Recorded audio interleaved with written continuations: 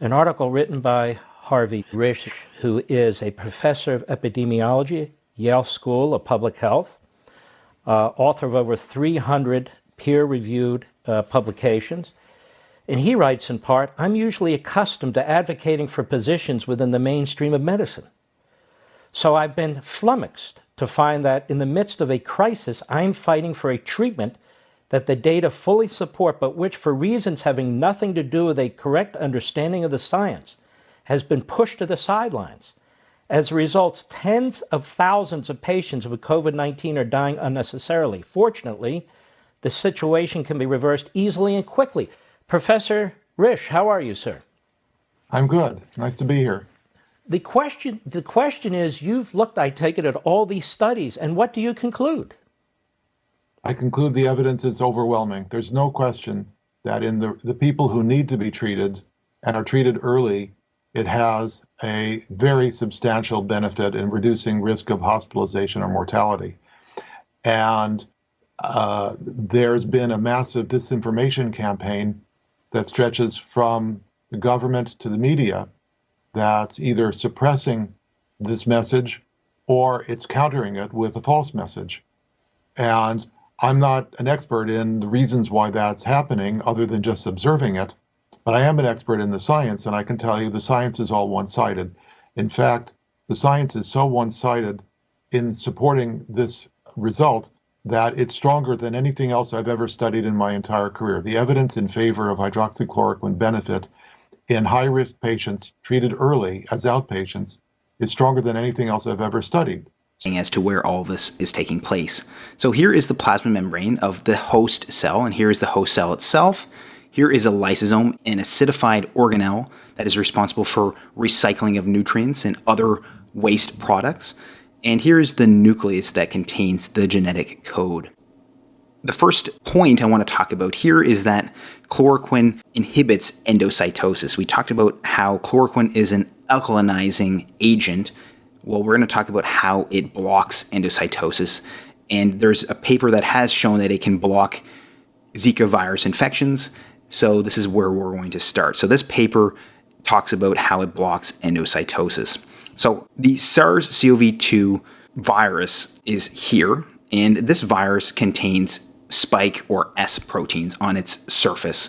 These S proteins allow it to bind to ACE2 receptors on the host cell. When it does actually bind to the ACE2 receptor, it can actually be endocytized into the cell, into an endosome. So it gets brought into the cell in this little endosome.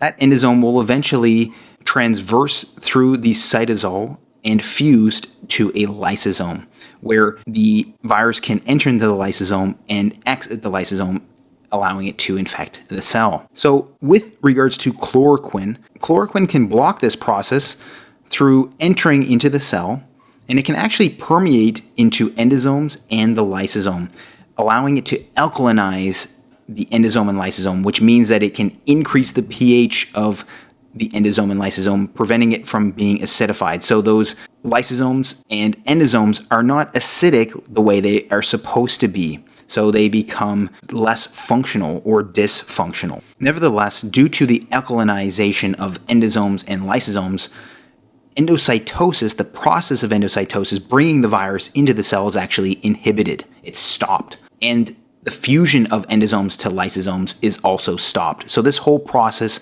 whereby the virus can enter the cell and get in can be stopped or slowed down. So the way this happens again is that chloroquine increases endosomal and lysosomal pH, and in doing so decreases endosomal and lysosomal functioning. So it decreases or inhibits endocytosis. So the second point I want to make regarding chloroquine's antiviral properties is that chloroquine is a zinc ionophore. There's actually a paper published in PLOS ONE in 2014 indicating and showing evidence that chloroquine can act as a zinc ionophore. That means that chloroquine can allow the entry of zinc into a cell.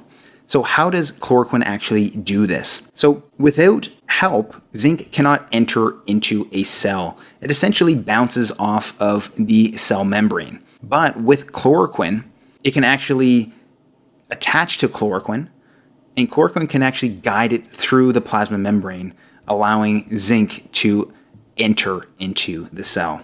So why is all of that important? So the reason that all of that is important is that there's a study showing that zinc inhibits coronavirus and arterivirus RNA polymerase activity in vitro, and zinc ionophores block the replication of these viruses in cell culture. And this paper was published in 2010. So normally, when a virus enters, specifically an RNA virus, there's an RNA-dependent RNA polymerase, or RDRP. That RNA-dependent RNA polymerase will essentially make viral RNA. There's a lot of steps involved, but I won't get into all of those steps here. Nonetheless, this RDRP will produce viral RNA. It replicates the virus. However, when there is chloroquine and zinc around, these can cross over the plasma membrane together. Again, the chloroquine acts as a zinc ionophore, allowing zinc and chloroquine to enter into the cell. We talked about this before. Chloroquine has its effects on the endosomes and lysosomes, but this mechanism here more specifically has to do with the zinc. So as the chloroquine brings in zinc, the zinc concentrations in the cytosol increase, and the zinc can then act to inhibit this RNA-dependent RNA polymerase action. So it prevents that polymerase from making viral RNA. So it essentially stops the virus from replicating its genetic code. So it stops making viral RNA. So this study that I just showed actually shows that as zinc concentrations increase, viral RNA decreases. If you want to check out more on that, please check out that paper and look at some of their data. They show some interesting data. So again, as zinc concentrations increase, viral RNA decreases. That is the second mechanism. And the third point I want to make about chloroquine and hydroxychloroquine's antiviral properties is based on this newest article that is being published in April of 2020. So this article is entitled Structural and Molecular Modeling Studies Reveal a New Mechanism of Action of Chloroquine and Hydroxychloroquine Against SARS-CoV-2 Infection. So what does this paper show? So it all has to do with the cell membrane around the ACE2 receptor. There's actually something called sialic acid that is attached to the cell membrane that is usually pretty close to the ACE2 receptor, although it can be on much of the cell membrane itself. Sialic acid is essentially just a little piece of sugar, and the spike protein, the S protein on the SARS-CoV-2 virus can actually bind to the sialic acid as well. So these sialic acid residues actually can act like little receptors for the S proteins on the coronavirus as well. So what this paper shows is that chloroquine and hydroxychloroquine can actually bind to these sialic acid residues, preventing the S protein on the SARS-CoV-2 virus from binding to the sialic acid and essentially preventing the binding of the virus to the ACE2 receptor as well. So the way that chloroquine binds to the sialic acid, it actually prevents proper binding of the SARS-CoV-2 virus to the ACE2 receptor. So this is another mechanism by which chloroquine and hydroxychloroquine can inhibit the SARS-CoV-2 virus from actually infecting a host cell. So again, the three ways that I talked about in this lesson are that chloroquine and hydroxychloroquine can alkalinize endosomes and lysosomes, preventing endocytosis, so preventing this process from occurring, can also allow the influx of zinc into the host cell.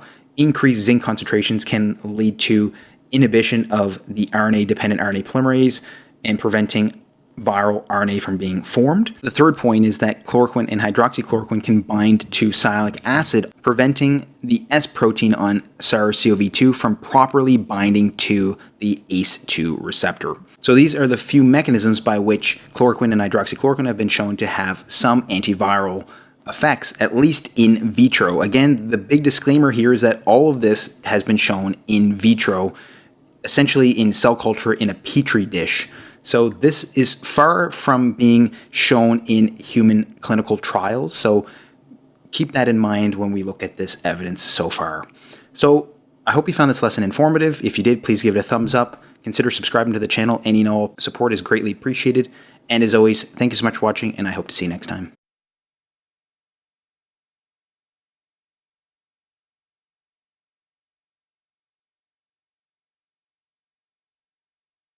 C, yes, if I can get it in the stores, I take a supplement, but I'll also take a bowl of fresh fruit in the morning, which has lots of vitamin C and is probably more bioavailable.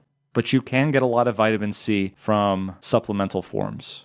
I'll talk in another video coming up about intravenous vitamin C in patients for COVID-19 in the intensive care unit. That's a big topic. We've covered it already for septic shock, but we'll tackle it again.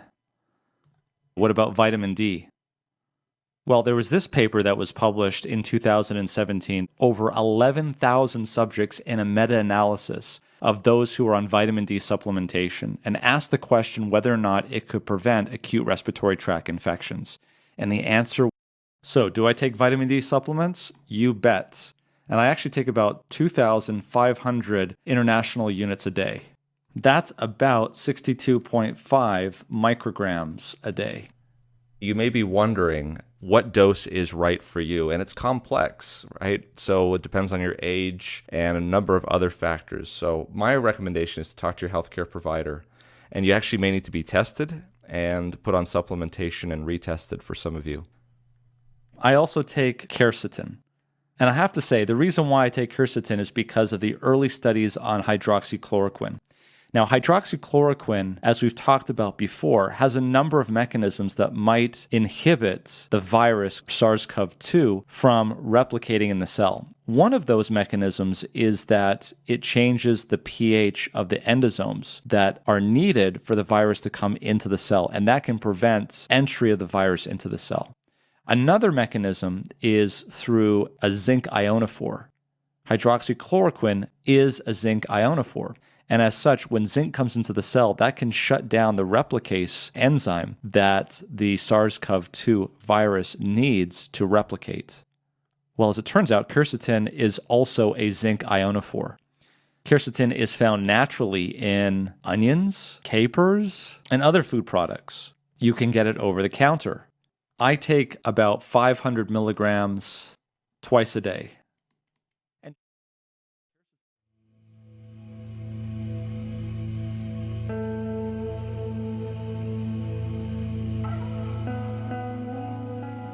Dr. Judy Mikovits has been called one of the most accomplished scientists of her generation. Her 1991 doctoral thesis revolutionized the treatment of HIV/AIDS. At the height of her career, Dr. Mikovits published a blockbuster article in the journal Science. The controversial article sent shockwaves through the scientific community as it revealed that the common use of animal and human fetal tissues were unleashing devastating plagues of chronic diseases. For exposing their deadly secrets, the minions of Big Pharma waged war on Dr. Mikovits, destroying her good name, career, and personal life. Now, as the fate of nations hang in the balance, Dr. Mikovits is naming names of those behind the plague of corruption that places all human life in danger. So you made a discovery that conflicted with the agreed-upon narrative. Correct. And for that, they did everything in their powers to destroy your life. Correct. You were arrested, Correct. and then you were put under a gag order. For 5 years, if I went on social media, if I said anything at all, they would find new evidence and put me back in jail. And it was one of the few times I cried, and it was because I knew there was no evidence the first time. And when you can unleash that kind of force to force someone into bankruptcy with a perfect credit score, and so that I couldn't bring my 97 witnesses, which included the heads, Tony Fauci, Ian Lipkin, the heads of the public health in HHS, who would have had to testify that we did absolutely nothing wrong. And so what did they charge you with? Nothing. But you were in jail. I was held in jail with no charges. I was called a fugitive from justice. No warrant. Literally drug me out of the house.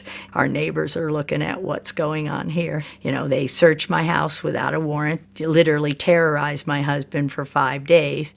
They said, if you don't find the notebooks, if you don't find the material, which was not in my possession but planted in my house. As if you took intellectual property from the laboratory. Is that correct? It was intended to appear as if I took confidential material, names, and intellectual property from the laboratory. And I could prove beyond a shadow of a doubt that I didn't. Heads of our entire HHS colluded and destroyed my reputation, and the Department of Justice and the FBI sat on it and kept that case under seal, which means you can't say there's a case or your lawyers are held in contempt of court. So you can't even get a lawyer to defend you. So every single due process right was taken away from me, and to this day remains the same. I have no constitutional freedoms or rights. What do you say to the medical professionals that are just beginning to get a glimpse of the depth to which they have been misled and steered away from their oath to do no harm? I say forgive yourselves. It's the hardest thing to realize for all of us, and is that with all the best intention, we studied, we learned what we thought was the truth. We had no idea that the data that we were being told was true was not true. We've been taught now in our schools a very different science. You don't get funded if you don't speak the party line. You don't get published. That was probably the hardest thing for me to take, is understanding that scientific journals would twist the discovery that should have healed all. Will the scientific community have the courage to answer the question of whether these diseases might have been of their own creation? Thank you. So what we did pretty much ever since I got out of jail, we started an education company. We wake up doctors, and it's very difficult. But every doctor who realized they may have been part of the problem has now turned that around to march toward a better society and restore faith in the promise of medicine. That's all we can do. Well, Dr. Mikovits, thank you so much for your time. It's been a real honor to sit here with you, and particularly thank you for your courage. Thank you, Mickey. I appreciate it a lot. The idea that we are now a few days away from a new administration, given, as you heard from the introduction, that I have been around for a while and have had the opportunity of serving in 5 administrations, I thought I would bring that perspective to the topic today, is the issue of pandemic preparedness. And if there's one message that I want to leave with you today, is that there is no question that there will be a surprise outbreak. The thing we're extraordinarily confident about is that we are going to see this in the next few years. Thank you.